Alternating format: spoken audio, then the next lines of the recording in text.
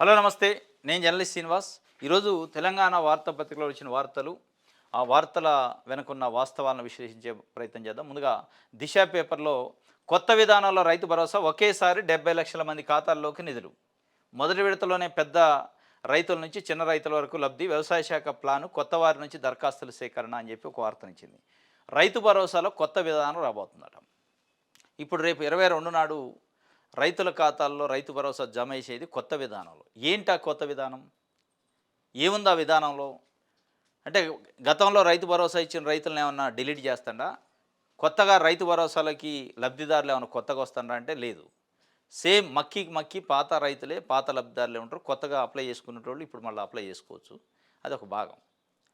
కానీ ఈ విధానంలో ఏంటంటే గతంలో ఉన్నప్పుడు ఇప్పుడు కాంగ్రెస్ ప్రభుత్వం వచ్చాక 2 సార్లు నుంచి జమ చేస్తున్న విధానం గానీ, అంతకుముందు బీఆర్ఎస్ ఉన్నప్పుడు జమ చేసే విధానం ఎట్ ఏ టైం కాకుండా రోజువారీగా. ఈరోజు ఎకరం ఉన్న రైతులకి, రేపు 2 ఎకరాలు ఉన్న రైతులకి అట్లా దశలుగా 3 ఎకరాలు, 4 ఎకరాల రైతులకి వేసుకుంటూ జమ చేసుకుంటూ పోయేది. ఇప్పుడు అట్లా కాదు. మొత్తానికి మొత్తం 70 లక్షల మంది రైతులు ఉంటే 70 లక్షల మందికి ఎట్ ఏ టైం ఫస్ట్ డేనే 21st రోజే వేస్తారట. కానీ అన్ని ఎకరాలకు కాదు, కేవలం ఎకరానికి. ఎకరం ఉన్న రైతులకి ఆ రోజు వేస్తారు. ఎకరానికి పైన ఉన్నా కానీ 1 ఎకరం వరకు అయితే ఆ రోజు జమ వేస్తారు. ఒక 5 ఎకరాలు ఉన్న రైతు ఉండనుకోండి, మొదటి ఎకరానికి 22వ తారీఖు డబ్బులు పడతాయి రూ. 6,000. మిగతా 4 ఎకరాలకు తర్వాత పడతాయి. లేదా ఎకరం లోపు ఉన్న రైతు అయితే మొత్తానికి ఫుల్ఫిల్గా వాళ్ళ పాస్బుక్లో ఎంత ఉందో అంత పడతాయి. 2 ఎకరాలు ఉన్న రైతుకైతే ఎకరానికి పడితే ఇంకొక ఎకరానికి పెండింగ్ ఉంటుంది. 3 ఎకరాలు ఉన్న రైతుకైతే 1 ఎకరానికి పడితే మొదటి ఎకరానికి, మిగతా 2 ఎకరాలకు పెండింగ్. అంటే దాని మీన్స్ ఏంటంటే ఎంత భూమి అన్నీ ఉన్నాయి. మొట్టమొదటిగా 1 ఎకరానికి అయితే పెద్ద రైతుకి చిన్న రైతుకి అనే తేడా లేకుండా రూ. 6,000 చొప్పున ప్రతి రైతుకి 70 లక్షల మంది రైతులకి రూ. 6,000 చొప్పున జమ అయితే 22వ తారీఖు.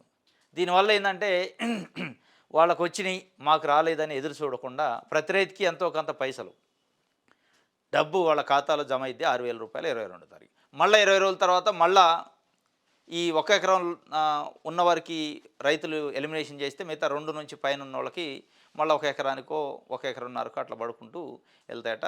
దీనివల్ల ఏంటంటే అందరినీ సాటిస్ఫై చేసినట్టు అన్ని వర్గాల రైతులందరూ పెద్ద, చిన్న, సన్నకారు రైతులు అందరూ వస్తారు.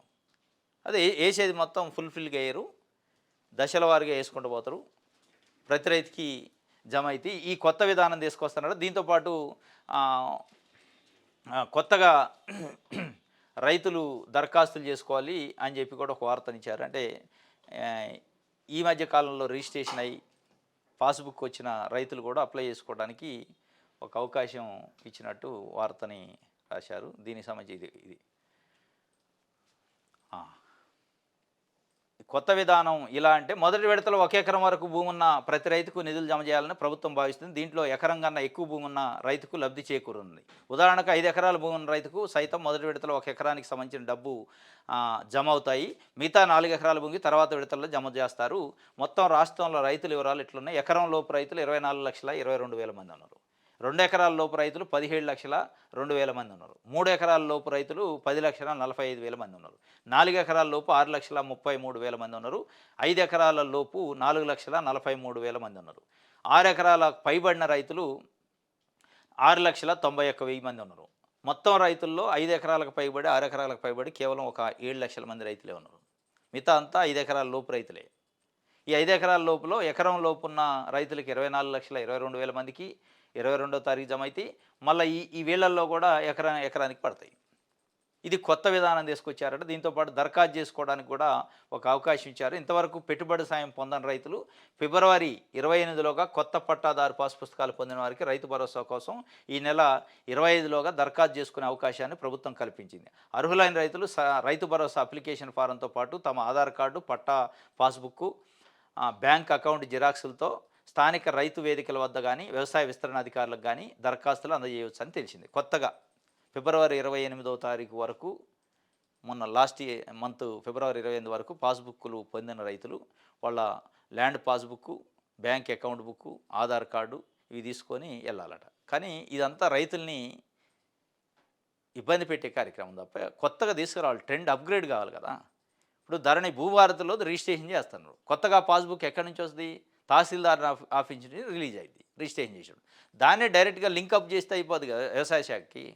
వాళ్ళ సర్వర్కి లింక్ చేసి ఫలానా రైతు భూమి కట్ అయింది, కొత్త రైతుకి యాడ్ అయింది అతన్నే రైతు భరోసాలో ఎంటర్ చేయండి అని వాళ్ళు వెళ్ళేటట్టు ఉంటే ఈజీగా అయిపోద్ది. ఈ కొత్తగా మళ్ళీ అప్లికేషన్ చేసుకోవడానికి ఒక టైము, ఏఈఓల పైన బర్డెను, ఏఓల పైన బర్డెను.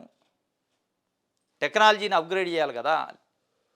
ఇది ఇది చేయాలి ఇప్పటికైనా. ఆలోచించాలి. ప్రతిసారి కొత్త రైతులు దరఖాస్తు చేసుకోండి. ఇదంతా ఎందుకు, సంఖ్య ఆటోమేటిక్‌గా వచ్చేటట్టు పెట్టుకుంటే మంచిది. ఇది రైతు భరోసా సంబంధించి కొత్త విధానంలో తీసుకొస్తారట. 22nd రోజు 70 లక్షల మందికి మొత్తం పడతాయి. కాకపోతే 1 ఎకరానికి పడతాయి. ఇది ఒక వార్త.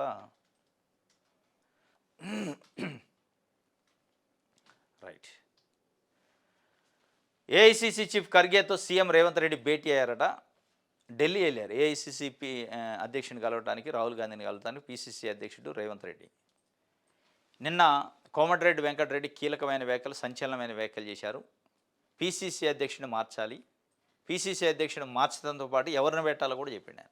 జగ్గారెడ్డి, మాజీ MLA Jaggareddy, TPCC working president జగ్గారెడ్డిని పీసీసీ అధ్యక్షుడు చేస్తే 100 స్థానాలతో కాంగ్రెస్ పార్టీ రాబోయే ఎన్నికలు గెలుస్తుంది. ఇప్పుడున్న పీసీసీ అధ్యక్షుడితో ఎన్నికలకు పోతే చాలా నష్టం జరిగింది, పార్టీని నడపలేకపోతుండు అని చెప్పి ఆయన పైన అసంతృప్తి వ్యక్తం చేసిండు. కానీ కోమటిరెడ్డి వెంకటరెడ్డి అసలు ఈ చర్చ ఇప్పుడు ఎందుకు తీసుకొచ్చారు, దాంట్లోకి జగ్గారెడ్డిని ఎందుకు లాగారు, నిజంగా ఇది జగ్గారెడ్డి కోసమేనా, జగ్గారెడ్డిని ఏదో పీసీసీ అధ్యక్షుని చేయడానికి చేసిన కామెంట్లా, లేదా పీసీసీ ఇప్పుడున్న అధ్యక్షుడు మహేష్ కుమార్ గౌడ్ పైన ఉన్న అసంతృప్తిని వెళ్ళగక్కటానికే? ఆయన పైన ఉన్న అసంతృప్తిని, ముఖ్యమంత్రి రేవంత్ రెడ్డి పైన ఉన్న అసంతృప్తిను జగ్గారెడ్డి పైన ఆయన పేరుని ముందు పెట్టి వెళ్ళగక్కే ప్రయత్నం కోమటిరెడ్డి వెంకటరెడ్డి చేసిండా? ఎందుకు వచ్చింది పీసీసీ అధ్యక్షుడిపై అసంతృప్తి? ఎంపిక చేసేటప్పుడు లేని అసంతృప్తి ఇప్పుడు ఎందుకు వచ్చింది? ఎంపిక చేసేటప్పుడు జగ్గారెడ్డి పేరు చెప్పను ఆయన, ఇప్పుడు ఎందుకు చెప్తుండు? నిజంగా జగ్గారెడ్డి కోసమైనా? నల్గొండ డీసీసీ అధ్యక్షుడి ఎంపికలో అసంతృప్తి వ్యక్తం చేసిండు కోమటిరెడ్డి వెంకటరెడ్డి. మరి అది కారణమా, లేదా రేవంత్ రెడ్డి పైన కొంత అసంతృప్తి ఉందా? రేవంత్ రెడ్డి పైన అసంతృప్తిని పీసీసీ మీద రుద్దే ప్రయత్నమా?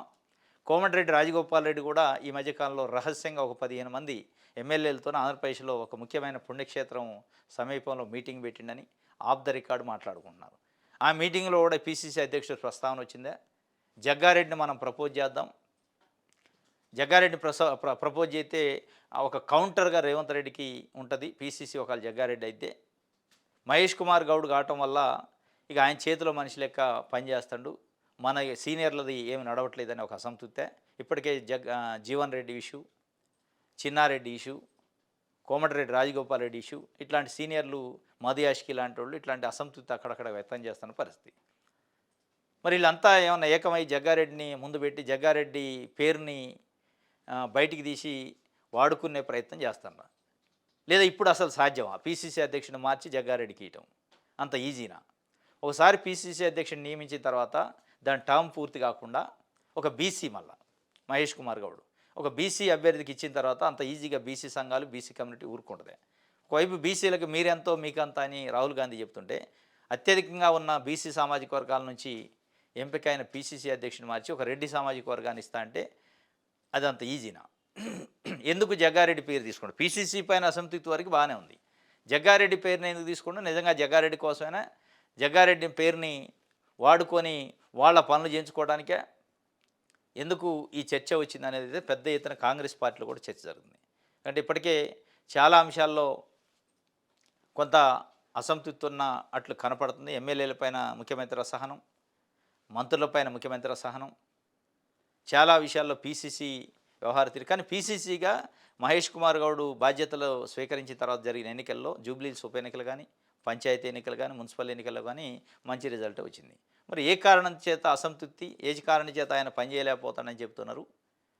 కేవలం ఈ సీనియర్ల అసంతృప్తిని ఈ రూపంలో వెలగక్కుతున్నారా అనేది అయితే ఒక చర్చ నడుస్తుంది. ఇది ఒక వార్త. దానికోసం మరి ఏఐసీసీ దగ్గర పోయి సమావేశమైందా రేవంత్ రెడ్డి గారు, లేదా వేరే విషయం అనేది కూడా దీనికోసం అనేది అయితే ఒక చర్చ. జగ్గారెడ్డి ఇష్యూ ఉంది అని చెప్పి అట్టుడికిన అసెంబ్లీ, అట్టు ఉడకలేదు, ఏ దోశ ఉడకలేదు, ఏది ఉడకలేదు, ఉట్టిదే అట్టుడికిద్దట అసెంబ్లీ. ప్రతిసారి అసెంబ్లీ సమావేశాలలాగానే వాడి వేడి చర్చ, అట్టుడికిన అసెంబ్లీ. ఏముంటుంది అట్టుడు? ప్రజల గురించి చర్చ తక్కువ ఉంటుంది. నాయకుల గురించి, పార్టీల గురించి వాళ్ళని పొడుకోవడాలు, తిట్టుకోవడాలు, కార్నర్లు, కౌంటర్లు, ఎన్కౌంటర్లు ఇవి తప్ప ఏం అట్టుడికింది? దేని విషయంలో అట్టుడికింది? ఏదన్నా ఉద్యోగస్తులు నిరుద్యోగులకు ఒక 2,00,000 ఉద్యోగాలు ఎందుకు ఇయ్యలేదని బీఆర్ఎస్ పార్టీ సభ్యులు అడిగితే ప్రభుత్వం దానికి స్ట్రెయిట్‌గా సమానం చెప్తే అట్టుడికినట్టు. లేదా మహిళలకు మీరు ఇస్తున్న 6 గ్యారెంటీల్లో 2,500 ఎందుకు ఇవ్వట్లేదు? దానిపైన బీఆర్ఎస్ సూటిగా ప్రశ్నిస్తే అదే సూటిగా సమాధానం అధికార పార్టీ నుంచి వస్తే అట్టుడికినట్టు. లేదా పెన్షన్ల పెంచుతా అని 6 గ్యారెంటీలు హామీ ఇచ్చారు, ఏమైంది అని బీఆర్ఎస్ ప్రతిపక్షంగా అడిగితే అధికార పక్షం సూటిగా సమానం చెప్తే విమర్శలు లేకుండా, కౌంటర్లు ఎన్కౌంటర్లు లేకుండా అట్టుడికినట్టు. ఏంటి అట్టుడికేది? ఏం లేదు ఆడ అట్టుడికడానికి. ప్రజల గురించి సమస్యలు, ప్రజల గురించి, ప్రజా సమస్యలు, రైతులు, మహిళల గురించి చర్చ లేదు. వాళ్ళు ఇట్లా లేచి అడుగుతూనే ఉంటారు. వీళ్ళు ఇంకొక కారణాన్ని మీ 10 ఏళ్లలో ఏం చేశారంటారు. అరే వాళ్ళ 10 ఏళ్ల చర్చ పెట్టడానికి కాదు కదా ప్రజలను ఎన్నుకున్నది. వాళ్ళ 10 ఏళ్ల చర్చనో లేదా బీఆర్ఎస్ గత ప్రభుత్వం, గత కాంగ్రెస్ పార్టీల గురించి మాట్లాడుకోవడానికో చర్చ కాదు ఆడ. ఇప్పుడు ప్రభుత్వాన్ని ఎన్నుకుంది ఈ 5 సంవత్సరాల టర్మ్ కోసం. ఈ 5 సంవత్సరాలలో గెలిచిన తర్వాత ఏం చేస్తామని ఏ పార్టీ ఏం చెప్పింది, గెలిచిన పార్టీ ఏం చేయాలి, ఏం హామీలు ఇచ్చారు, మేనిఫెస్టో ఏం చెప్పారు, అది కాదు చర్చ జరగాల్సింది. అది జరగదు. ఎట్టి పరిస్థితుల్లో ఏ ప్రభుత్వం ఉన్నా అన్నీ ఎక్కడెక్కడో తీసుకొస్తారు. మీరున్నప్పుడు అది జరిగింది, మీరున్నప్పుడు ఇది జరిగింది, మేము ఉన్నప్పుడు ఇది జరిగింది. దీనివల్ల ప్రజలకి ఒక రకమైన అసహనం, అసంతృప్తి వచ్చింది. అసెంబ్లీ సమావేశాలంటే అదేదో తిట్టుకోవడానికి ఉంటుంది, మన గురించి ఏముంటుంది అనుకుంటారు. వాస్తవంగా చర్చ జరగాల్సింది ప్రజల గురించి, స్ట్రేట్గా మాట్లాడాల్సింది ప్రజల గురించి.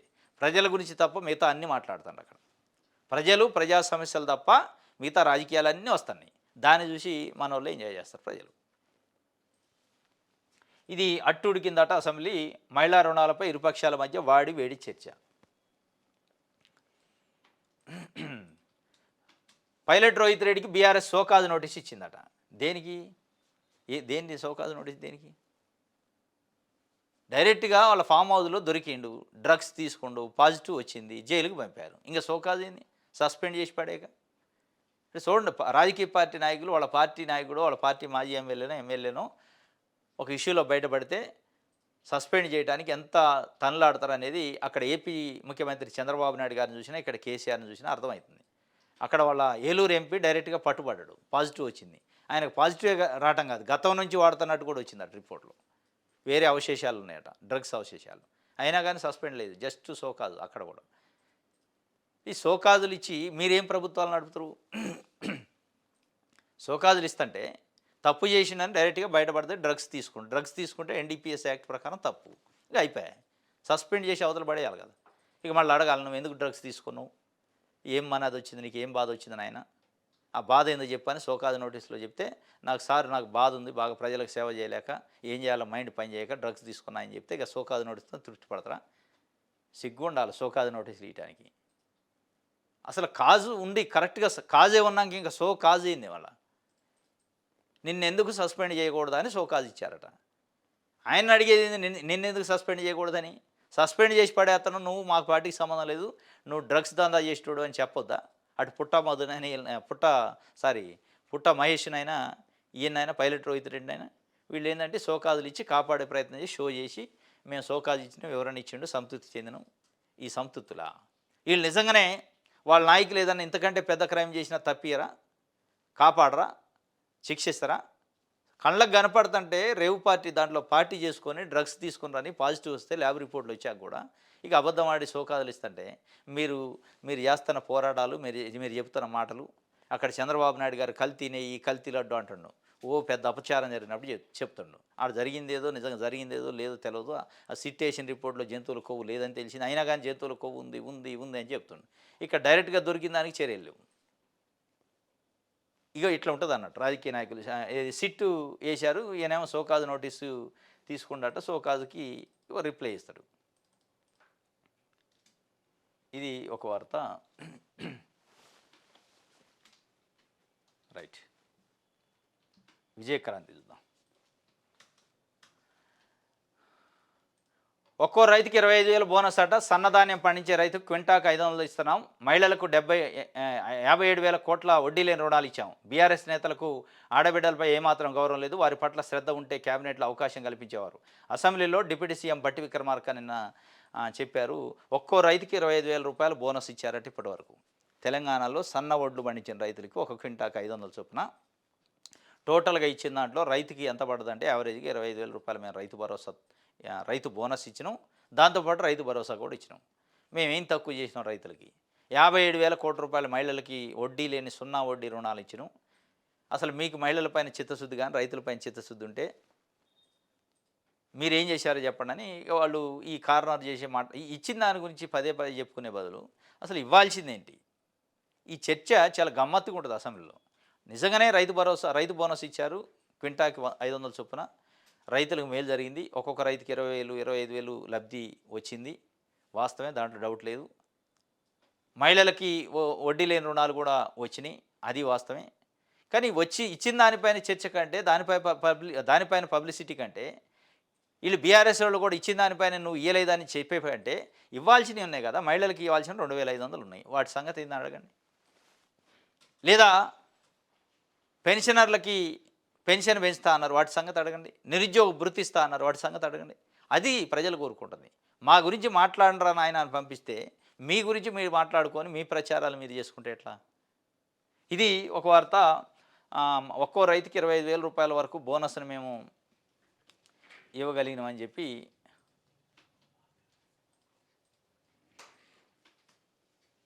సమన్వయ కమిటీలో సీనియర్లు ఎక్కడ? కాంగ్రెస్ పార్టీ ప్రభుత్వానికి ఇప్పటివరకు సఖ్యత లేదా?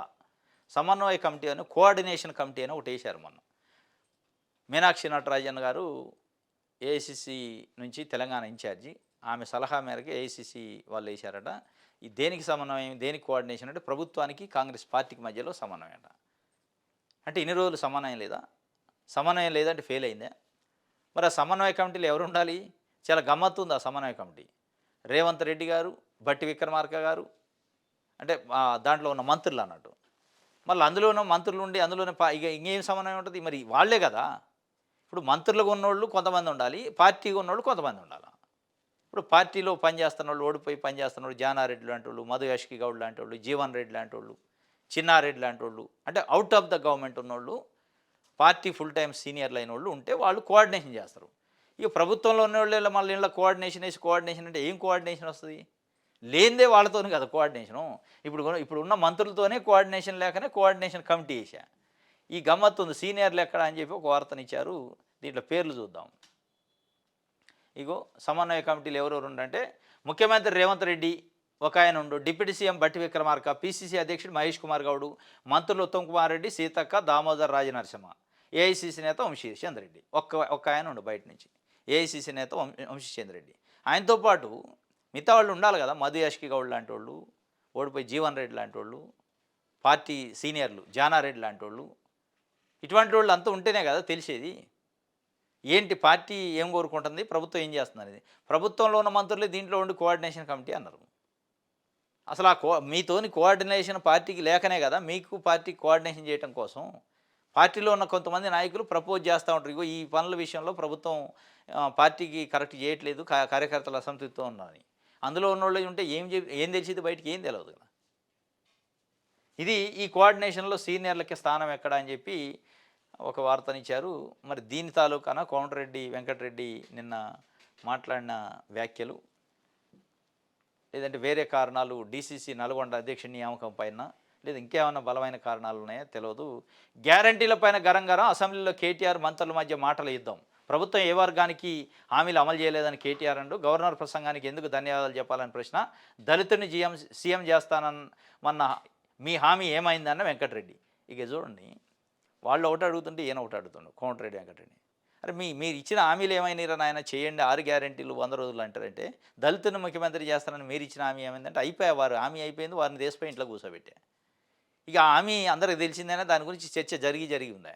ఈ చర్చలతోని ప్రజలకు ఏమైనా మేలు జరిగిద్దా? మీరు 6 గ్యారెంటీలు ఇచ్చిన హామీలు ఏంటి, ఆ హామీల అమలు గురించి ప్రభుత్వాన్ని ప్రతిపక్షాలు ఉన్నప్పుడు ఎందుకు అమలు చేయలేదు, చేసేది ఎప్పుడు చెప్పాలా. తప్ప నువ్వు దళితుడికి ముఖ్యమంత్రి ఇస్తానన్నావుగా, ఇయ్యలేదు కాబట్టి నేను కూడా 6 గ్యారెంటీలు ఇవ్వలేదని చెప్పడానికి 6 గ్యారెంటీలు పెట్టింది. 6 గ్యారెంటీలు 100 రోజుల్లో అమలు చేస్తానని షూరిటీ బాండ్ రాసిచ్చింది దానికోసం కాదు కదా. దళితుడిని ముఖ్యమంత్రి చేస్తా అని కేసీఆర్ చేయలేదని తెలుసు. ఇక దాన్ని మాట్లాడేది ఎందుకు ఇప్పుడు? నువ్వు దళితుడిని ఆయన ముఖ్యమంత్రి చేయలేదు కాబట్టి నేను కూడా ఎగ్గొడతా, నన్ను అడగొద్దు, నిన్ను నేను అడగను, నువ్వు నన్ను అడగొద్దు అంటే ప్రజలు ఏం కావాలి మధ్యలో? వీళ్ళ చూడండి ఎట్లా ఉంటాయో నాటకాలు. ఇది ఈరోజు న్యూస్ అనాలిసిస్. రేపు తాజా వార్తలతో తిరిగి కలుసుకుందాం. Thank you.